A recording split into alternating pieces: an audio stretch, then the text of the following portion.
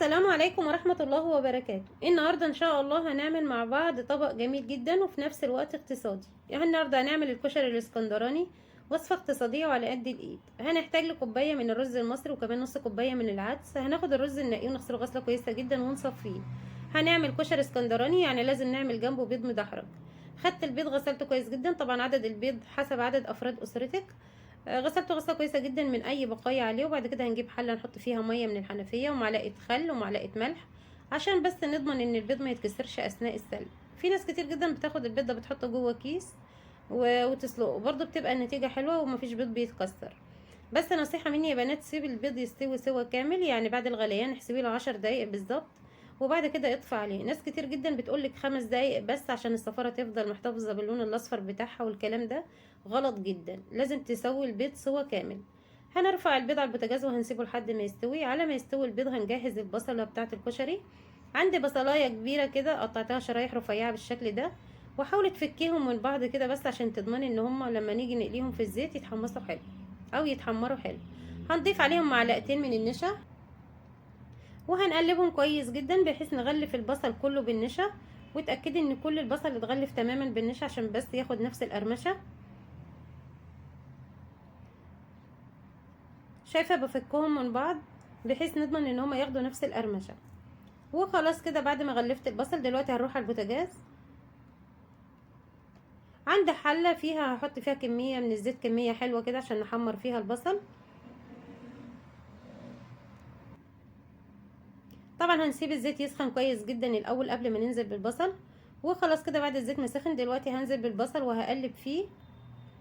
طبعا مش عايزين نغمق البصل، هندي البصل كده لون ذهبي محمر. هنشوفه مع بعض دلوقتي. بس اتمنى منك لو اول مره بتشوفي قناتي يا ريت تشوفي فيديوهاتي وتقيميها، ولو شايفاني بقدم محتوى هادف واستحق اللايك يا ريت تعملي لايك واشتراك في القناه وتفعيل زر الجرس عشان يوصلك مني كل جديد. هنقلب في البصل لحد ما ياخد لون ذهبي محمر غامق. شايفين اللون ده؟ اللون ده كده جميل جدا لان البصل بتاع الكشري لما بيبرد لونه بيغمق اكتر، فانت حاولي ما تغمقهوش عشان ما يبقاش محروق منك. شايفه كده لونه جميل جدا. دلوقتي هنبدا نشيله على مناديل مطبخ. عايزه اقولك البصل ده كان طعمه تحفه وجميل جدا، كمان كان مقرمش جدا. هنبدا نشيله كده على مناديل مطبخ عشان لو في اي زيت زياده يتخلص منه.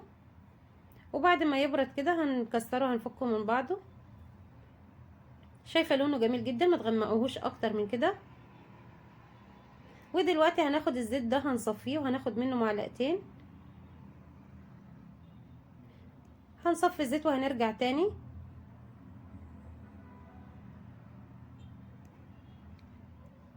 وخلاص كده بعد ما صفيت الزيت هناخد منه حوالي معلقتين 3.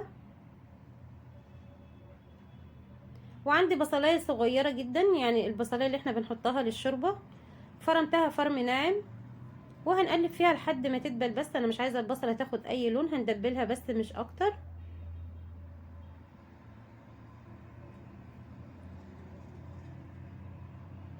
وخلاص كده بعد البصل ما دبلت، كوبايه الرز طبعا بعد ما نقيتها غسلتها وصفت الميه تماما، هننزل بالرز. هنقلب في الرز لحد الرز ما ينشف تماما من الميه عشان تضمني ان هو ما يعجنش معاكي.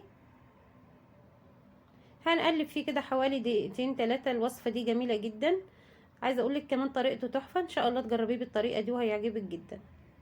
طبعا العين التانية كنت حاطه عليها البيض بيتسلق.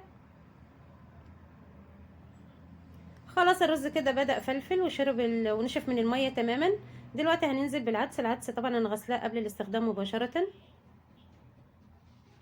هنقلب فيه تاني حوالي دقيقتين 3 كده لحد برضو ما ينشف من المية اللي فيه.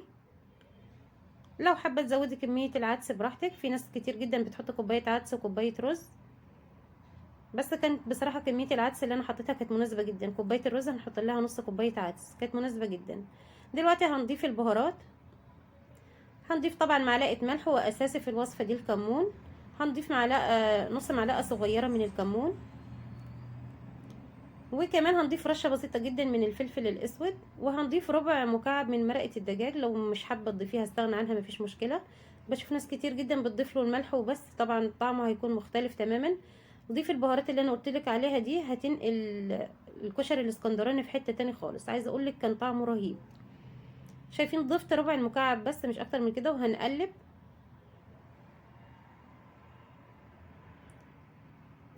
وخلاص كده دلوقتي هنضيف ميه سخنه. لازم يا بنات تكون الميه سخنه، ما ينفعش تزوديه ميه ساقعه.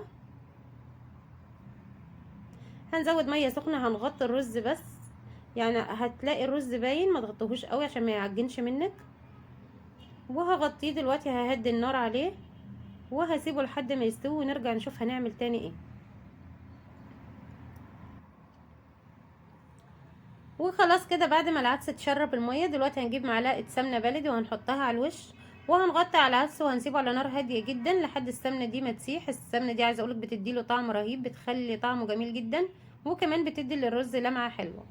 على طبعا ما السمنه دي تسيح اللي احنا حطيناها، هنجيب طاسه فيها معلقه سمنه بلدي، وهسيبها تسخن تماما. طبعا البيض اتسلق وقشرناه، دلوقتي هنبدا نشوح البيض في معلقه السمنه البلدي لحد ما ياخد لون جميل كده من كل ناحيه. كمان هضيف رشه من الملح.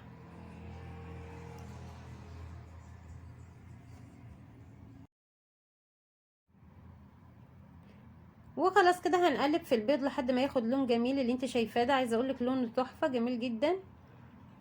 وخلاص كده البيض بقى جاهز عندي، وكمان الكشري بقى جاهز. دلوقتي هنقدم مع بعض الطبق. هنجيب السرفيس اللي هنقدم فيه او الطبق، اي حاجه هتقدمي فيها، وهنحط فيها الكشري.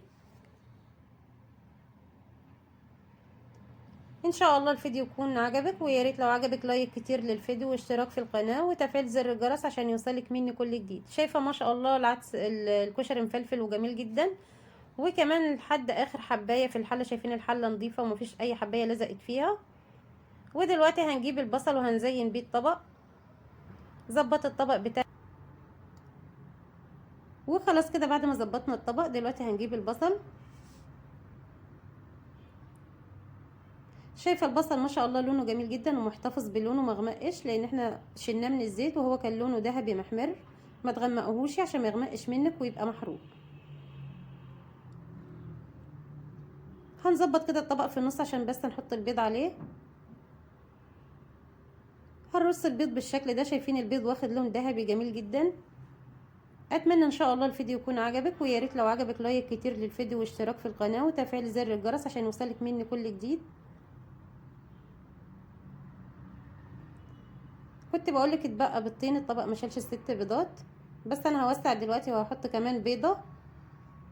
شايفين الكشري مفلفل وجميل جدا، وعايزه اقولك كان طعمه وريحه تحفه.